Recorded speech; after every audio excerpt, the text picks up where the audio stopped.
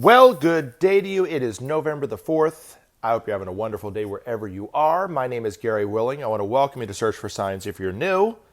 Welcome you back if, and only if, you have heard a video or two before. But be that as it may, wherever you are, hope you're having a great day. Stay as long as you want, come and go as you please. I'm just really happy you're here. Now, if you want to know more about this information, look into the description portion of every one of these videos because there are links there that take you to websites that give you really good background information about Maitreya and the Masters of Wisdom, about why are they coming back now, why is it important that they're coming back, about a little bit about his teachings, about his priorities, and even information about the many miracle signs that have been going on for a long time. So they're there for you if you want it, because I do think that really it is so important to investigate this information for yourself, because then and only then can you really decide for yourself if there's any truth to this. So that's why they are there. But if you want to join the discussion, you're welcome to do that. Post your question in the comments section. Post your comment in the comments section. If you want to email me, you can welcome to email me at searchforsigns@mail.com. But Lenny in Calora, Ricardo Pelswesoli, Maitreya, Mr. Goodsleep, and Zach Laney. You guys all commented since the last time I put a video up. If it wasn't for you, I would have had nothing to say in this video. It would have just been dead air. And then you would have probably started to hear me snore. Because I'm kind of tired. But anyway, you guys are great for taking time out of your day to comment. I really do appreciate it. Let's get on into it. Zach Laney. Very well said, good sir. May you be blessed beyond your years. Oh, that's so sweet. Are you saying that you think I'm old? I'm not planning on going anywhere, Zach. I'm just kidding. No, I'm truly joking. I think you guys have been nothing but kind in your comments this go around. I really do appreciate it. But you look a lot younger than me, so maybe you do think I'm old. Aha. All right. Who's next? Maitreya. Hi, Gary. I've been looking forward to watching this video. It took a while, eh? Yeah, it did, actually. It took a lot longer than I thought it would. First and foremost, I got really, really sick on Friday. My daughter gave me what she had. So when I talk about the principle of sharing, that's not what I'm talking about. I'm not talking about giving your germs and your bug to somebody else. And that took me out for a couple of days. And then I had to work a bunch of extra hours come the beginning of the week. But what was really funny was, and I didn't realize this until just about the time that it uploaded to YouTube, but I've done this in the past. I've had Trump in the title or hashtag Trump, and it takes forever for it to upload. I don't know why. I don't know why it does that, but it took almost 3 hours for me to upload that video yesterday. I started to upload it. I drove to the dog place, started bathing my dog, and my dog has really long hair. It took almost an hour. It was still uploading. Then I took her to the park, and it's still uploading. And then I got home, and then it was about to finish, and I was like, oh, that's right, I have Trump in hashtag Trump, and that's what took so long. Dang it! But anyway, it's glad to be missed. Thank you very much. I missed doing it. And the other thing, too, is, and I do mean this from the bottom of my heart, because I really do thank you guys for commenting and asking questions, because if I don't get a lot of questions or comments or anything like this, I have a tendency to wait and put the video up later, and then I'll try to think about what I'm going to talk about if I don't get anything. But if I get a lot of responses, a lot of questions, I cannot wait to put another video up. So I really do appreciate it. All righty. Ricardo Pels Wesley. The question arises, what if all this information Gary is presenting is true? There is hope in this message for all humanity. Well, thank you. Like I said, you guys have been nothing but sweet to me today. So I'm waiting for the other shoe to drop. So maybe the next video will be quite different. So anyway, but I will say this. It is for each and every one of us to look and see if there's any truth to this. You don't have to take my word for it. That's why I always say, look into it, investigate it for yourself, educate yourself better about it. I do realize that a vast majority of the people that investigate this information for themselves will at the end say there's nothing to this for them. And I'm fine with that. I do think it's important to hear this information for the first time from somebody that you don't know, that you perhaps don't trust, don't respect. It's just an ordinary person. So you can honestly say to yourself, I agree with this, or I don't, or I see that this is true, or I don't, whatever, versus if I had been somebody who was famous and respected all around the world, and then I become the pitch man for for all this information. It's just like hearing it, buying something or hearing a commercial from some famous, celebrity who's pitching some kind of product. You know what I mean? People buy that stuff just because so-and-so said to buy it. You know what I mean? And even if they don't really need it or they don't think it might be good or, you know what I'm saying? So it's better to hear about it from somebody that you don't know. And then you can look at it. You can honestly say to yourself, I agree with this or I don't. And I do think that's the reason why Maitreya is not saying his name now. It would be much faster and easier for even him, for him to just come out and say who he is.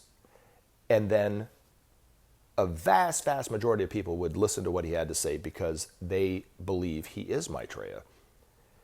But as Ben Masterowitz said once, we would find ourselves right back at the precipice again. It wouldn't stick. You know what I mean? We have to recognize what he's saying is true. We have to recognize that we are one, especially. We are one family. And not just, oh, okay, because he said it, yeah, I guess that's true. Okay, yada, yada, let's just take care of this stuff and blah, blah. That's the way it would work out. And we would go really fast, much faster than it's going now. But we would find ourselves right back to where we are again. And that's why if we truly make the choice from the bottom of our hearts that we are one, and we make this choice to start to share the resources, we will never, ever, ever find ourselves back at the precipice again, ever. And so even if it takes a little longer, I'm kind of for it, because anyway, I don't want to come back to this point again. But anywho, now let's get on to a couple questions that came my way. And both talking about things that I love to talk about, politics, because politics and economics are really where the crisis is. And when people talk about this information or ask questions, it's generally of a religious nature or a spiritual nature. And I don't really think this information is religious or spiritual in nature, really, to be honest. I see where people are coming from with it. I see their perception that it is. That's what they're coming from. This is different than their ideology. But really, the crisis being in politics, in economics, we're going to find that Maitreya's focus is in those two areas, not in the religious ideology of things. So people get hung up on names and name calling, even now, but they get hung up on names like Christ or Imam Mahdi or Kalki Avatar or Maitreya or whatever, and that's why he's not using his name in that way, because we need to focus on what's important. And what's important is we need to start learning how to live together, you know what I'm saying? Learning how to create systems that support one another in those kind of ways. So that's why people ask me all the time, if you're, and Lenny in Tlacote asked me several times, have you read this book? Have you read this? Are you familiar with this and that and the other? And I am vaguely familiar with some of the things, but if you had asked me questions about politics or what happened in the last 30 years with American politics or something, I'll be right with it. This is what happened with this, blah, blah, blah. I know this person is and that person is, and I know that, that kind of thing, because that's been my interest, is politics, really. But I get very, very few opportunities to talk about it. And when I do, I really love it. So the question that he asked is more of a, well, anyway, it delves into politics a little bit. Gary, have you heard of the word archon? Sometimes I think regular people like you and I would like to see nations start to share resources more, but I feel like the people that really run the planet are called archons. Have you heard the Committee of 300? I've heard of something to that effect, maybe not that term, but you call the Bilderberg Group. There's all these different names, the Illuminati maybe, or something like this that people like to throw out there. The deep state now, I feel like these groups are work to cover up our past, have been controlling humankind's consciousness for a long time. I don't think we have been allowed to evolve naturally like we should have. It almost seems like we need help from an outside source because the archons are holding us down. And then the other question comes from Mr. Goodsleep. The U.S. has corrupted government. That's not the question. That's a statement, and that's a very true statement. Nobody in history used more missiles than Obama, so they elected Biden now. Is nuclear war talk? That reads kind of funny. Anyway, I think I know what you're saying. What can people do when the country is corrupt? Anyway, well, first of all, in terms of the outside help that Lenny and Clodagh was mentioning, we do have outside help, not only from the masters of wisdom, but also from men and women who are working within the governments, working within economics to help change the system. They might not be getting all the press, they might not be getting all the love from all the media and so forth, but they're there and they are working. We also have help from our brothers and sisters from other planets, the space brothers, and working, flying throughout our atmosphere, but also working in the trenches with us. So we do have help. Maitreya said, before I get into all this other stuff, Maitreya said, all will be well. All manner of things will be well. So despite evidence to the contrary, we are going to get through this. This is just the transitional period between the old and the new. The old systems are dying. They're crumbling. The old political systems, the old economic systems, the healthcare, the old healthcare systems, all that stuff, they're all crumbling. Our world leaders have no answer to why they're dying the way that they're doing. They're dying because they're not meeting the needs of the people. And so they need to be changed. Now, we will build on those economic systems. We don't have to scrap it all and start back from new. So we can use a little bit of capitalism, a little bit of socialism. But right now, it's all capitalism run amok. It's like a cancer, right? So we have to have a different proportion between capitalism and socialism so that the needs of the people are met. Everyone has food, clothing, shelter, healthcare, and education. And there's a little bit of entrepreneurial upstart to it. And then eventually, maybe, 50, 60, 100 years from now, money won't be a thing at all. But, but right now we have to kind of deal with what we got to deal with. And so we can't just be scrapping it all and starting back from nothing. Politically, it's the same thing. We don't, in the United States, we claim to be a democracy, but we're not. We claim to fight for democracy around the world, but we don't. What I'm saying? Who's running the country really is what it amounts to when it comes to what Lenny and Clodagh were saying. And there's a lot of different theories. There's a lot of different ideas out there who's really running the country. But I think we're all in agreement that it's not who we elect into office is really running the government, right? So according to the masters, there are people who are running the government that aren't the government, right? The main is the Pentagon. Ben's master said the Pentagon is actually what's running the government. So is that the Committee of 300? I don't know. Doesn't matter what name you call it, but it's just the people who are electing, we're not. Now, you also have corporations that run our government, because they have their own vested interest at heart, and they don't care what other people need. What I'm saying? They only care what's best for their bottom line. So we elect leaders that maybe have the best interest at heart, the best intentions at heart, and go into politics with this ideal that they are going to be the ones that change the system and are there for their people and all that kind of stuff. And they probably do mean it. Some of them, Then they get in, and then they get settled in, and then the donation checks start rolling in. And some of them have got a lot of zeros at the end of it, right? And so then they're beholden to them. And it's legalized bribery is what it amounts to. And it's on both sides of the aisle. I mean, the Democrats are just as corrupt as the Republicans. Now, the thing that I'm calling out the Republicans are, because I do think this is more dangerous than just corruption, is when they are taking an ideal like religion and spirituality and claiming it as theirs. Even claiming patriotism as theirs. And if you even look at some of the Republicans now, they talk about real Americans agree with them. I'm just as much of an American as Marjorie Taylor Greene. I've lived in this country longer than she has. So she's saying I'm not a real American because I don't side with her. They are very, very good at framing narratives. And the narrative that they framed very well is that they are the party of Jesus. And the Christians have fallen right in line with it. And so many Christians that I know, I can't think of really hardly people who claim to be Christian, who go to church every Sunday, that don't vote all Republican. Now they're even framing the narrative that the Democrats are evil and you can't be a Christian and vote Democrat. Well, that's convenient. You know what I mean?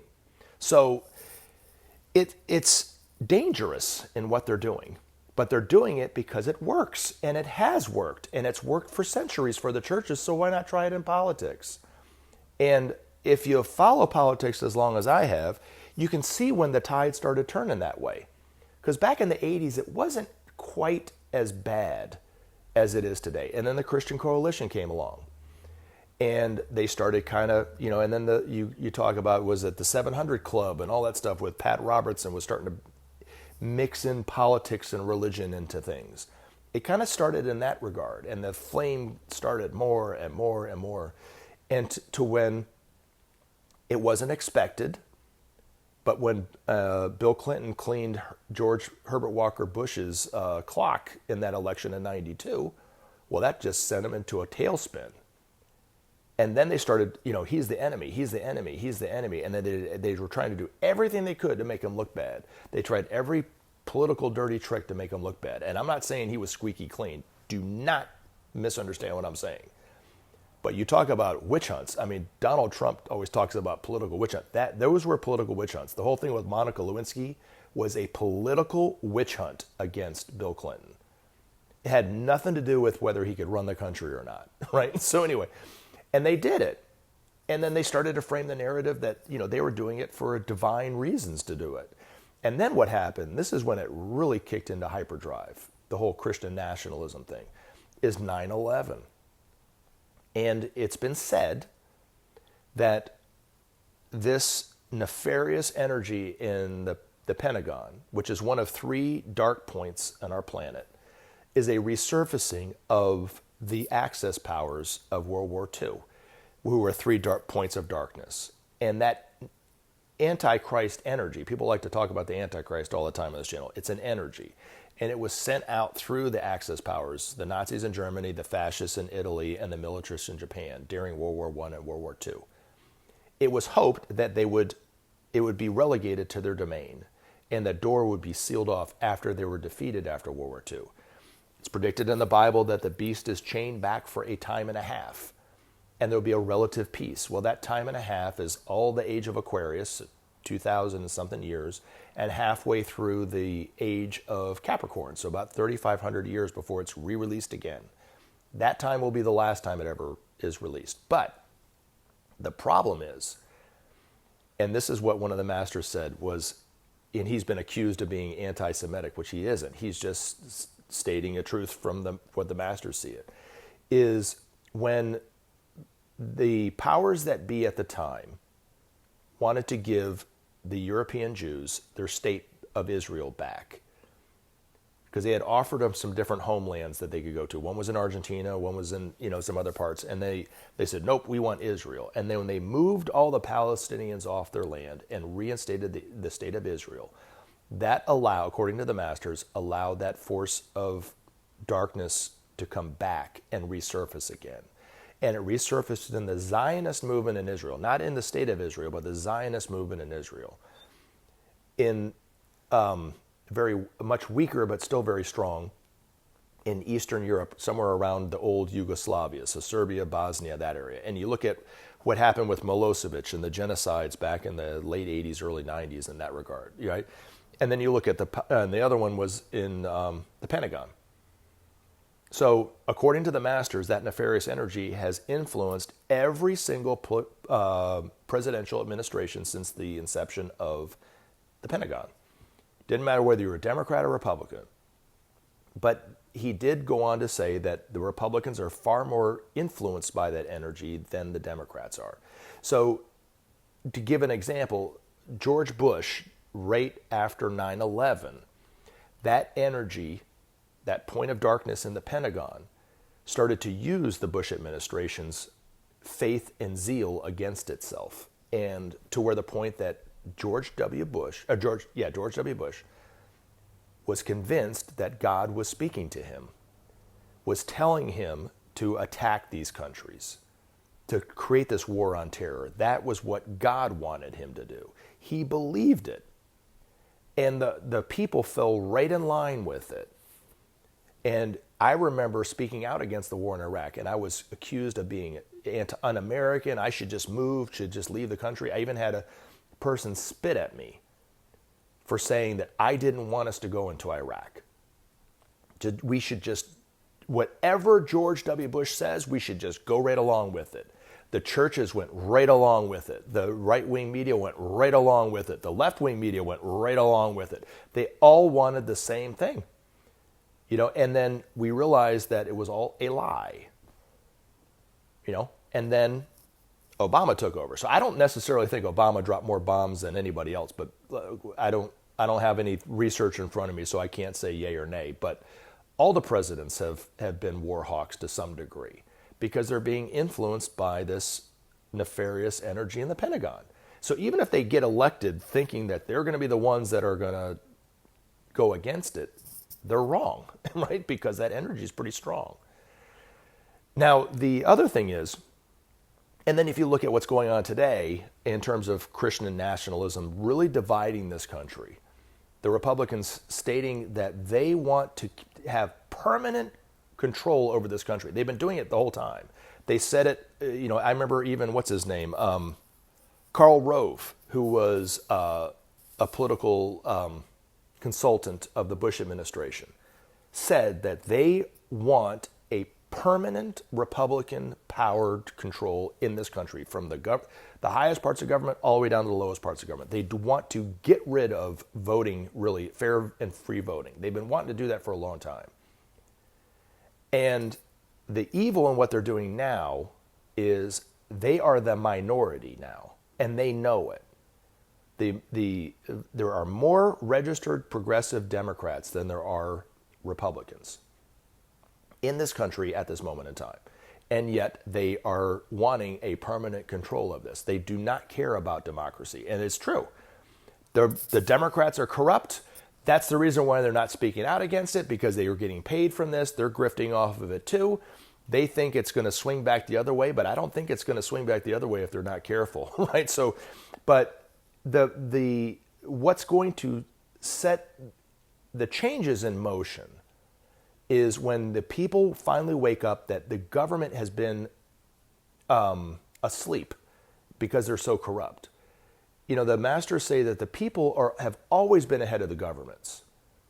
And just like what I tried to answer in the last video about a savior type, not talking about the Maitreya coming in and doing it all for us, or any one of these masters doing it for us. We as a people expect our leaders, our representatives, to do it for us and to make it all better for us. It absolves us of all our misdoings. We can't do that anymore. Now, Maitreya is going to inspire and galvanize humanity to be the most powerful political voice in the world, in whatever country it is, to where every single government will have to listen to its people, that will not be able to put its people off the way that they've been doing. And we're starting to see the very beginnings of it now. I talk about it in terms of Russia, how authoritarian they've been known to be, and how violent and how much they do not like people to protest against them, right? And they'll arrest you or do God knows what to you or your family. These people are going out and risking their life, risking their freedom, risking their families' lives and freedom by speaking out against Putin. In Iran, the women are doing the same thing. Even men are standing up with women because women feel oppressed for having to wear a shawl over their head. And they push it back and push it back. And there was that woman, I can't remember her name, unfortunately, who was arrested and then killed by the police. And there's been these not riots, but protests, I guess some rioting too, but in Iran over it. And so, we're starting to see it. And even in this country, we're starting to see more and more things that used to be acceptable. And we would just say, okay, we can't do anything about it. Now people are starting to step up and say, no, we can't stay by and do this anymore. This is a direct result of not only Maitreya's energy, but the energies of Aquarius coming more and more and more in, and people responding to those energies more and more. And so what we'll see in the future is we'll see more and more people speaking out against the government in that way. Now, I don't think it's going to happen overnight. I don't think that it's not going to be painful in the interim, but it will lead to positive changes in the future. It's just we have to kind of step in there. So, if you're inspired to do something, do it. If you're inspired to talk to one of your representatives, tell them what you think. You know what I mean? Tell them that you want peace and you want to see the end of war and those kind of things. If you don't say anything, they'll never do anything. But it all boils down to each and every one of us doing something too about it, right? But that's why Maitreya is here. That's why he's speaking heart to heart to people on TV to wake humanity up, to the truth that we are one. These governments, the economic system, and these other systems that have been put in place over the last 2,000 years are not representative of the truth and not reflective of the truth that we are one. Now, the answer is actually sharing the resources of the world. Now, will the corporations go right along with it? And yeah, sure, no problem. Will the governments? Yeah, sure. No, I think the people are going to have to, wake them up over the head, if you know what I mean, and say, no, we want this. But, you talked about the committee of 300. If that is true, there's only 300 of them. There's 7.5 billion people on this planet. And just like with Milosevic, who had such a terrorizing hold on Yugoslavia, when the people finally woke up, he ran like a little girl, running from a monster in his sleep. I'm not taking anything away from girls. Forgive me for saying it like that, but he ran like the coward that he is, because the people stood up to him. When all our so-called leaders realize that the people want something different than what they've been putting out there, they'll wake up. They'll listen real quick. You know what I mean? But anyway, thank you, everybody. I love you. You guys have a great weekend, and I'll talk to you real soon. Remember to take action and help SOP save our planet. Thanks for listening, and we look forward to talking to you again in future videos.